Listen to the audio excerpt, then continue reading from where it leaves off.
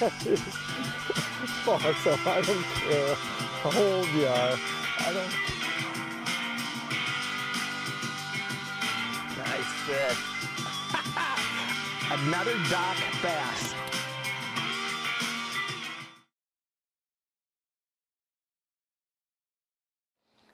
Hey folks, as co-host of Fishing Midwest Television, I'm really fortunate. I get to travel to a lot of really good fishing spots across the Midwest. One of my favorites, however, and it's been an all-time favorite for me, is Big Stone Lake. Big Stone Lake is a border water between Minnesota and South Dakota. It's actually a dammed up section of the Minnesota River. It's about 26 miles long, not overly wide. Here's what Big Stone offers. It's basically a shallow fishery. It's got rocky shorelines that drop into about a 16-foot basin. Most of the lake, at least the northern reaches of the lake, are relatively featureless. It's a basin. In the southern end of the lake, however, well, that's where the structure is. There's a lot of islands, a lot of rock in the south end of the lake.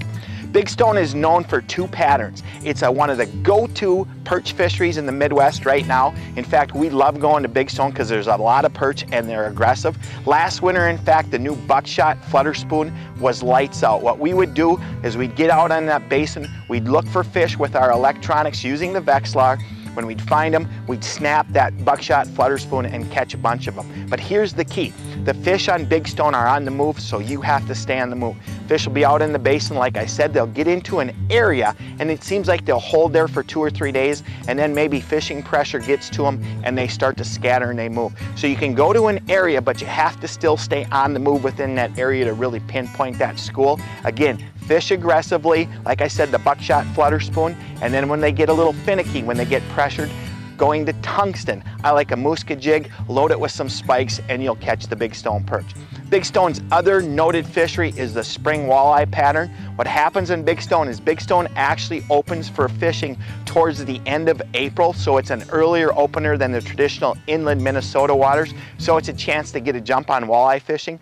These walleyes will be ultra shallow. Those rocky shorelines, well, the walleyes will move there, particularly during low light periods, early in the morning, late in the day, or anytime the wind blows. Those fish will be right up on the rocks. What I like to do is I pitch a 16th ounce parakeet fireball with a fathead minnow. It's simple, but boy is it effective on Big Stone. Pitching those shorelines is a great way to put walleyes in the boat early in the season. And here's what you need to do. On opening day, think of the northern half of the lake, and then that bite slowly works south as the season progresses. So pitching jigs and minnows on shoreline rocks and the rocky islands is how to catch them on Big Stone early in the season. But you know what? In addition to perch and walleyes, Big Stone's got some great big bluegills, it's got some really nice crappies, and the largemouth bass are getting more and more numerous throughout that lake as well. So Big Stone right now is one of my go-to favorites, and it should be on your bucket list as well. Head to Big Stone for the perch, the spring walleyes, but don't forget about the bluegills, crappies, and the bass. Hey, join us next week for the Northland Fisherman. Here's what's coming. Hi, I'm Mike Frisch of Fishing the Midwest. On next week's Northland Fisherman, you'll get a chance to learn a little bit more about me.